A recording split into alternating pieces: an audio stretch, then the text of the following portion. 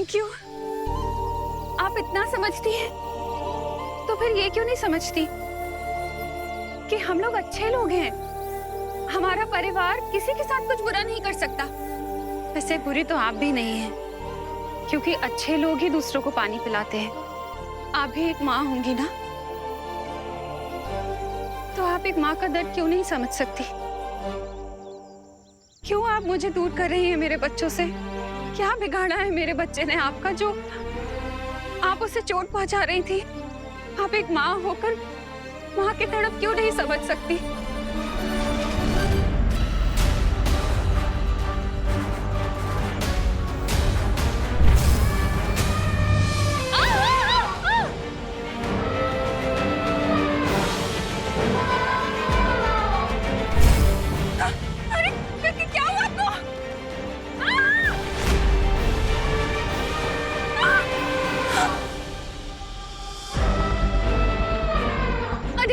क्या हुआ आपको? आप गुस्सा हो गई? मैंने कुछ गलत कह दिया क्या?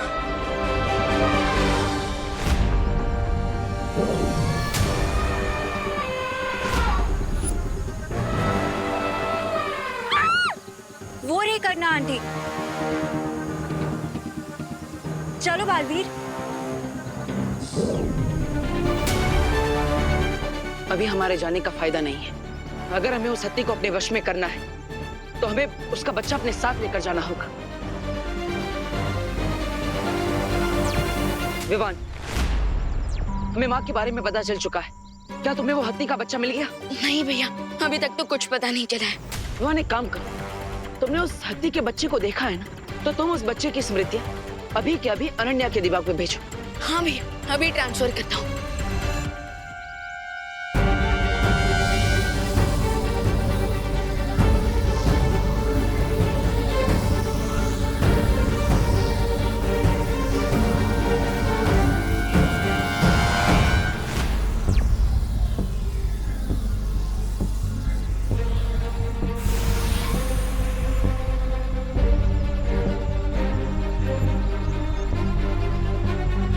तुमने बेबी एलिफेंट की मेमोरी मेरे माइंड में क्यों ट्रांसफर करवाई है? ताकि तुम उन स्मृतियों को देखकर हूबहू उस हाथी को बच्चे को बना सको। हाँ, पर मैं लिविंग थिंग्स नहीं बना सकती। हमें जरूरत भी नहीं है। उस हाथी के बच्चे के जैसा दिखने वाला हमें एक पुतला ही चाहिए, जो दूर से दिखने में जीवित लगे। ओके।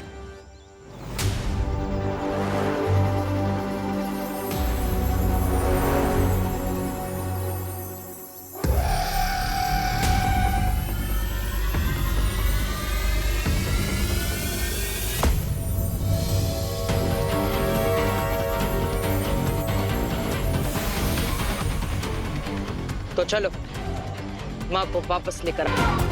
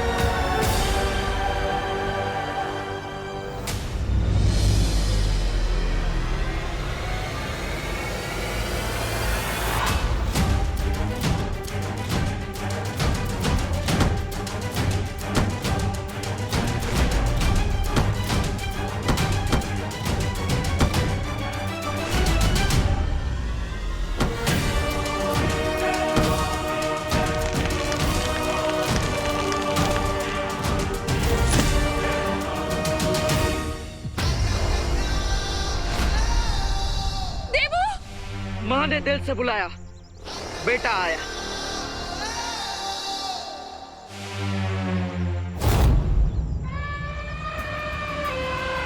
देवू, माँ आप ठीक तो है ना?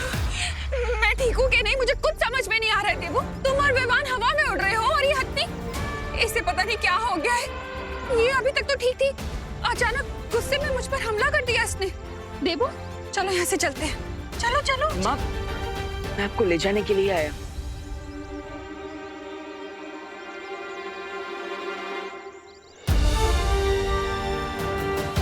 मुझे मत देखो, उधर देखो।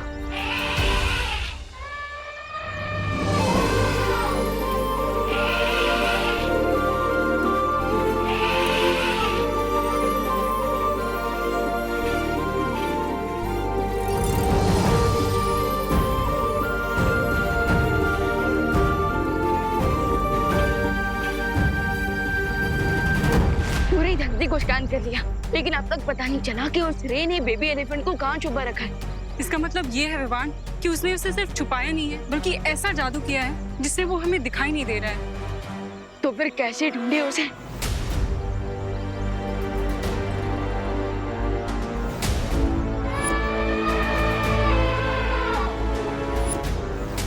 एक तरीका है वायुपरी। क्या विवान? माँ की आवाज, क्योंकि जब कोई मैजिक वर्क ना करे तब माँ की आवाज का मैजिक हमेशा वर्क करता है बच्चों पर। मतलब ये है कि मैंने मदर एलिफेंट की आवाज को सुनी है, और अगर मैं वो आवाज निकालूं, फिर आप अपनी वायु शक्ति से उसे वायु की तरह पूरी धरती में फैला दो, तो फिर वो आवाज बेबी एलिफेंट तक भी पहुंचेगी। और जैसे ही वो अपनी माँ की आवाज सुनेगा, वो अपनी माँ को पुकारेगा, और फिर बेबी एलिफेंट की उस आवाज से हमें पता चल जाएगा कि वो बेबी एलिफेंट है कहाँ। हाँ विवान, ये युक्ति काम कर सकती है।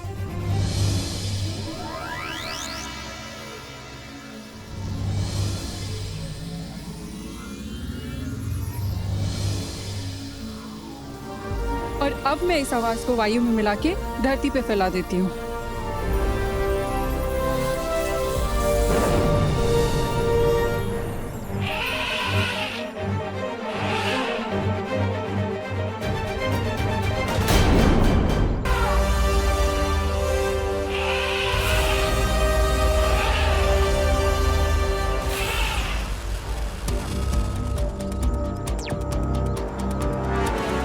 मदर एलिफेंट को पक्का पता चल जाएगा कि ये उसका बच्चा नहीं है, बल्कि उसके जैसे दिखने वाला एक खिलौना है। तो मैं इस पुतले में थोड़ी हलचल पैदा कर देता।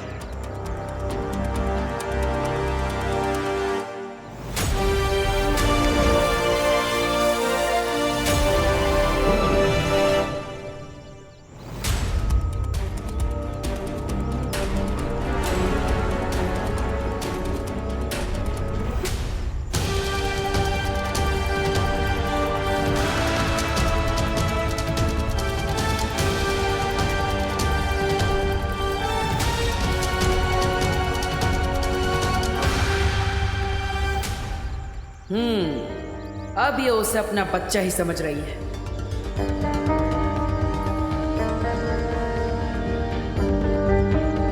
कोई मुझे बताएगा ये हो क्या रहा है? हाँ?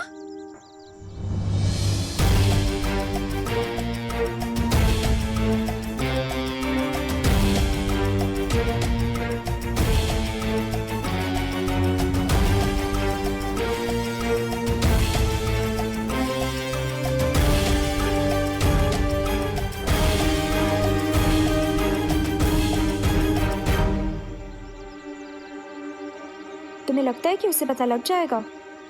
पता नहीं, लेकिन माँ को यहाँ से सुरक्षित ले जाने का यही सही मौका है। चलिए आंटी।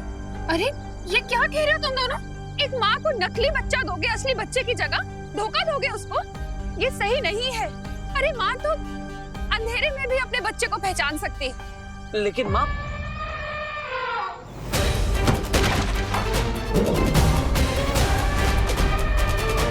आप सही कह रही थी माँ, उस माँ को सच पता चल गया।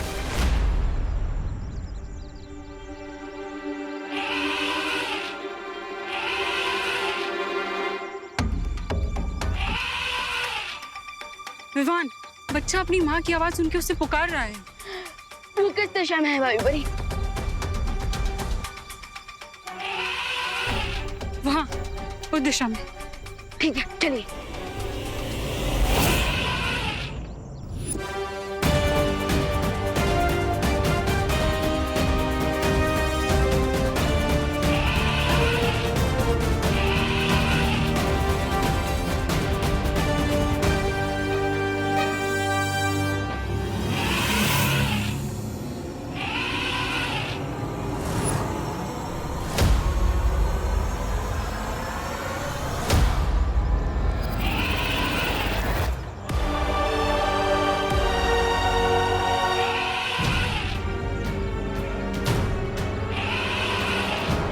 बेचारा अपनी माँ से बिछड़कर कितना तड़प रहा है।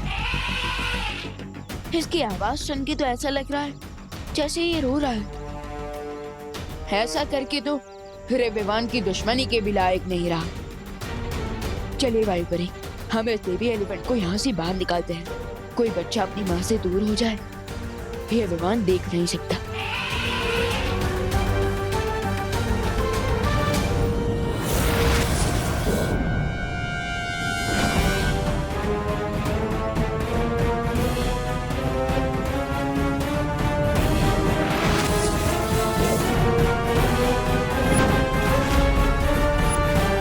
लगता है रे ने काफी मजबूत कवच लगाया है यहाँ पे।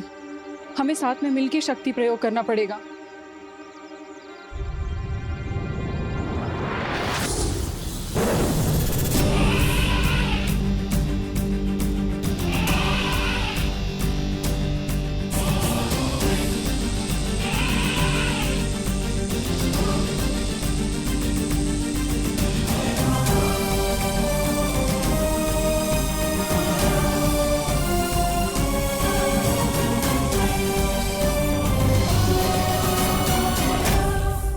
चलो मेरे दोस्त, मैं तुम्हें तुम्हारी माँ से मिलवाता हूँ।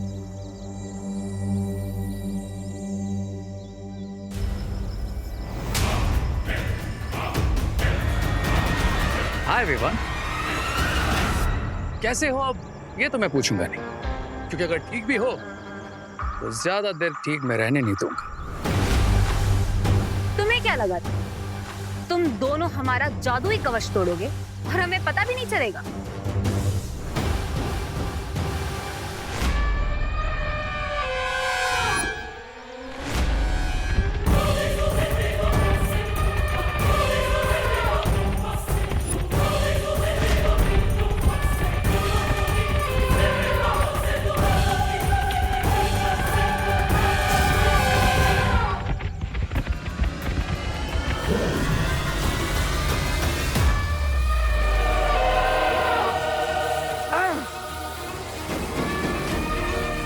अनन्या, तुम माँ को लेके यहाँ से निकलो, मैं इसे संभालता हूँ।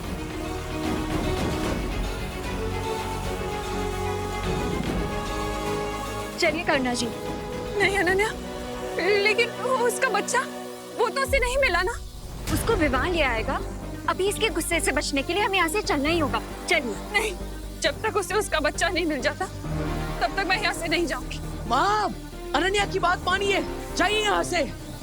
मैं आपसे वादा करता हूँ कि इसका असली बच्चा मैं वापस पहुँचा कर ही रहूंगा। जाइए।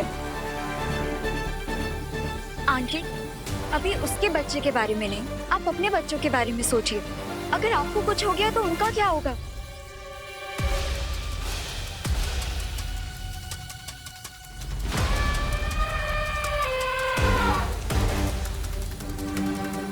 चलिए।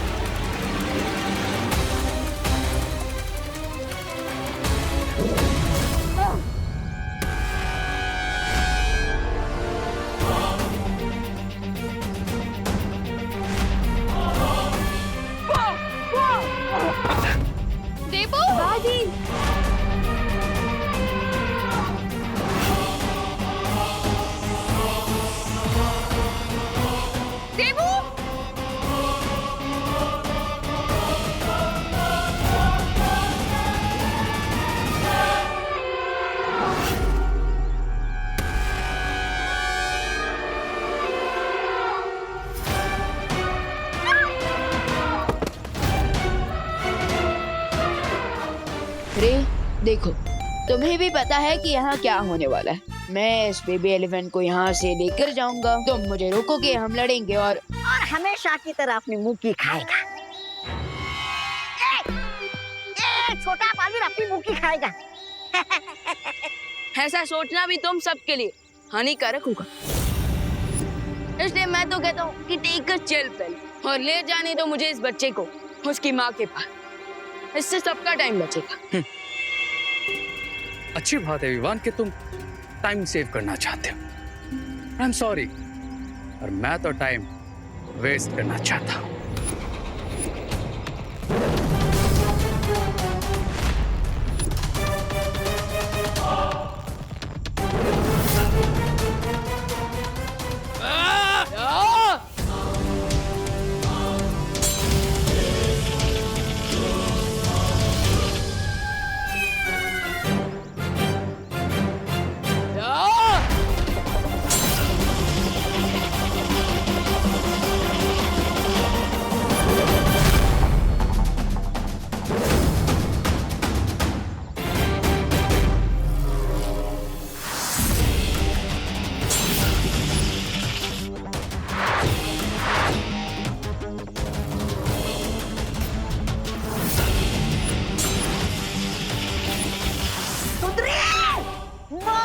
चुंदरी को।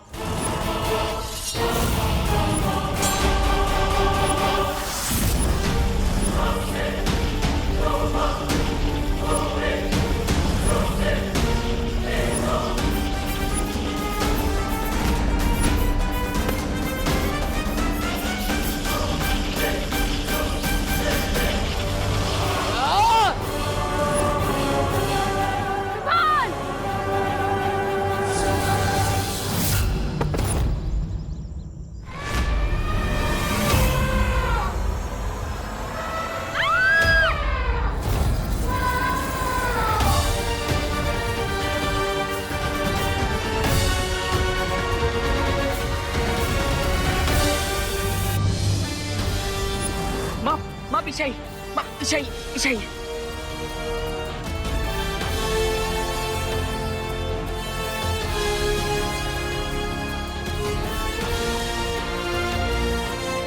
अनन्या, तुम माँ को यहाँ से लेकर जाओ, मैं इसे ज्यादा देर तक नहीं रोक पाऊंगा। अरे अब तुम भी गए।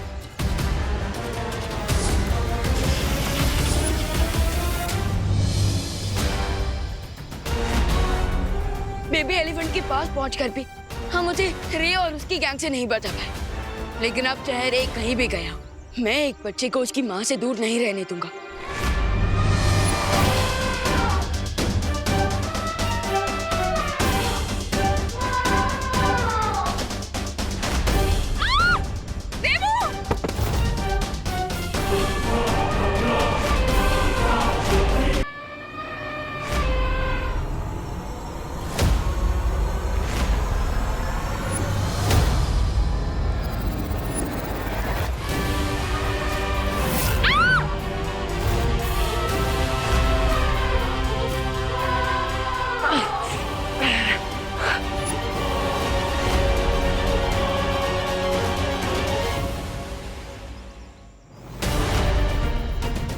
मैं जानती हूँ मदर एलिफेंट को चोट पहुंचाना सही नहीं होगा, लेकिन इस टाइम पे हमारे पास और कोई ऑप्शन नहीं है। हमें कड़ा प्रहार करना ही होगा।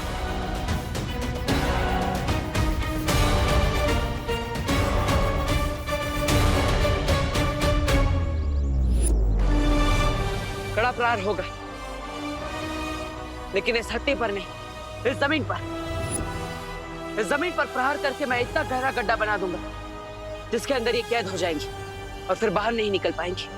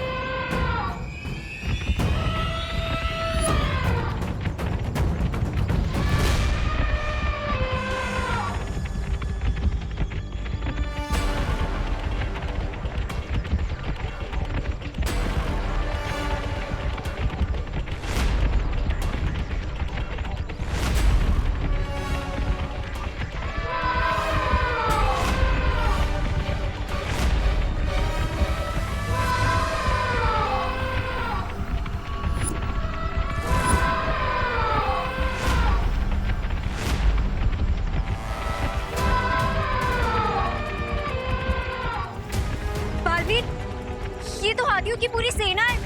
अब एक हाथी हो या पूरी सेना, इनका सामना करने के लिए हमें तैयार होना ही होगा।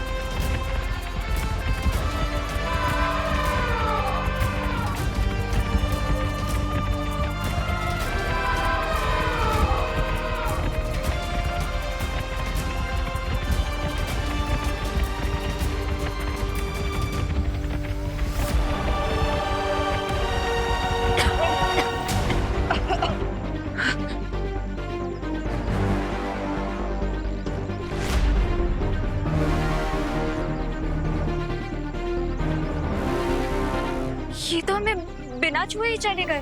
छूते भी नहीं, क्योंकि ये हाथियों का झुंड हमारा ध्यान भटकाने के लिए बुलाया गया था। वो देखो, हाथियों के झुंड की आड़ में वो माँ को उठाकर ले गई।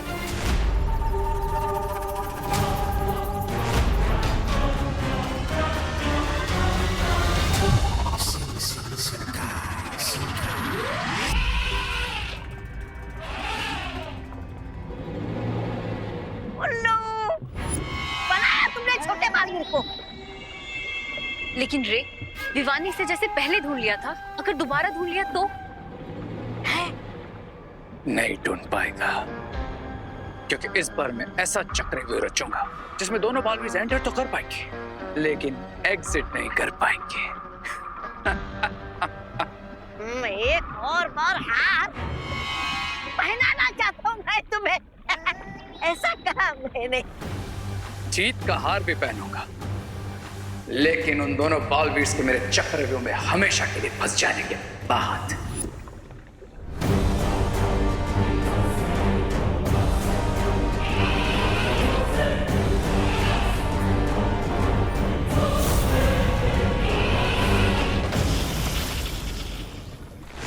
चलो बालवीर, वो मदर एलिफेंट आंटी को ज्यादा दूर तक नहीं लेके गई होगी। रुको बालवीर, ध्वनि परी, शौर्य ने तुम्हारे लिए कुछ भेजा है।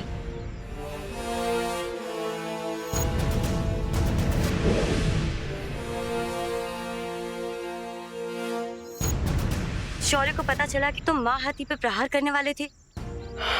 ये करने के लिए मैंने बोला था बालवीर को। हाँ, लेकिन अगर ऐसा कर दिया होता उस मासूम बेजुबान जानवर पर तो इसका बहुत दुष्परिणाम होता बालवीर के लिए। अगली बार अगर माँ हाथी तुम्हारे सामने आए तो ऐसा बिल्कुल मत करना।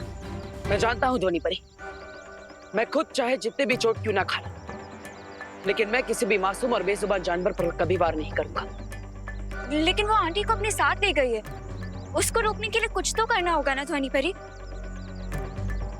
अगली बार उसे नियंत्रण में करने के लिए ये माला काम आएगी। ऐसा खास क्या है इस माला में? ये माला उसके गले में पड़ते ही वो खुद ब खुद नियंत्रण में आ जाएगी और इसका सारा गुस्सा ठंडा हो जाएगा।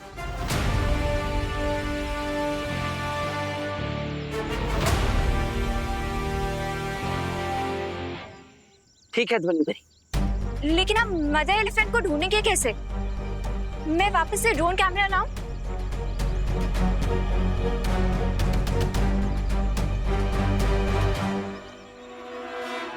नहीं, उसकी जरूरत नहीं पड़ेगी। वो देखो, इस बार माँ हाथी अपने पैरों के निशान खुद छोड़कर गई है। हमें बस इसका पीछा करना है।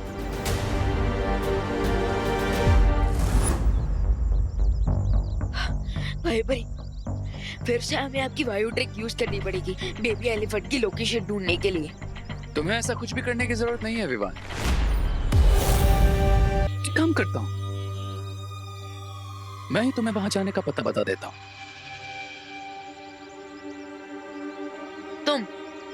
तुम बताओगे? यानी कि विलन हीरो बनेगा? वाह। वो क्या है ना कि अब मैं इतना भी स्टोन हार्टेड नहीं हूं यार। मैं तुम बच्चों को ऐसे रोते बिलखते मम्मी मम्मी ऐसे नहीं देख सकता। इसीलिए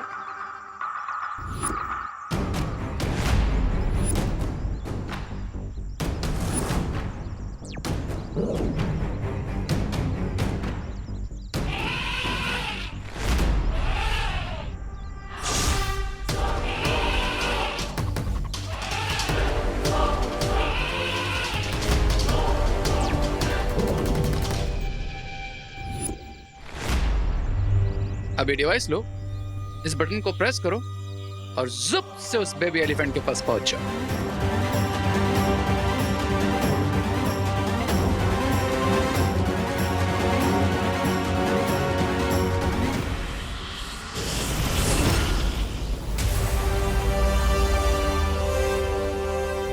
किडनैपर्स को रैंसम मांगते हुए तो सुना है, बट किडनैप हुए का लोकेशन देते हुए कभी नहीं।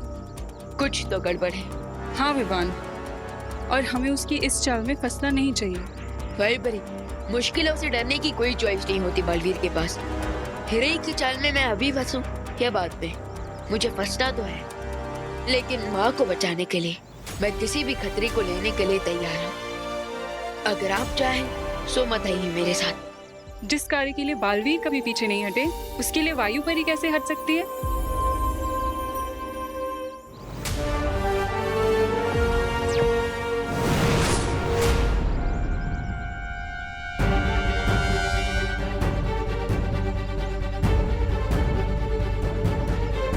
पैरों के निशान तो यहाँ पर आकर समाप्त हो गए। इसका मतलब वो यही कहीं आसपास होंगे। वो देखो बालवीर।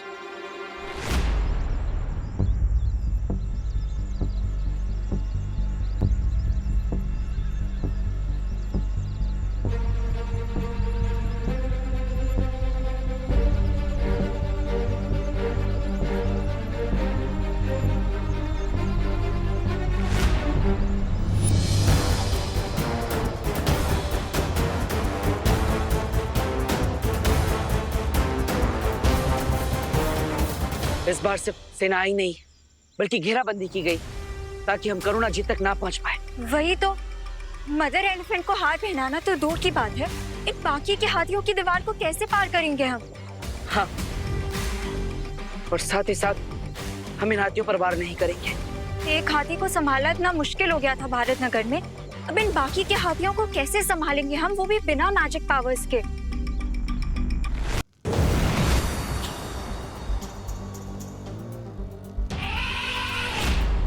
वो दिखी वायु परी, वो रहा बेबी एलिफेंट। हमें तो लगा था रे ने बहुत ही खतरनाक जाल बिछाया होगा, पर यहाँ तो वैसा कुछ भी नहीं है विवान। चलो। नहीं वायु परी, ये भी तो रेत की कोई चाल हो सकती है कि हमें लगे कि यहाँ पर तो कुछ है ही नहीं। पर रे स्मार्टनेस में 10 और मैं 100।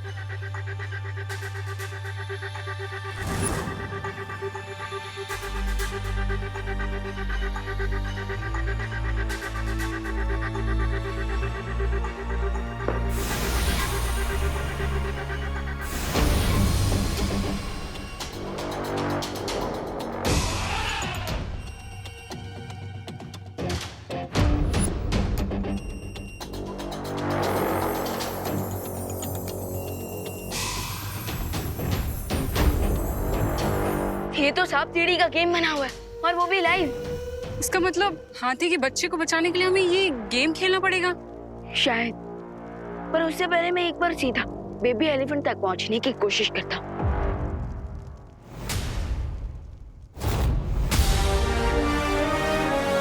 क्या यार विवान, अभी कहा कि स्मार्टनेस में 100 हो और अभी 0 बन गए।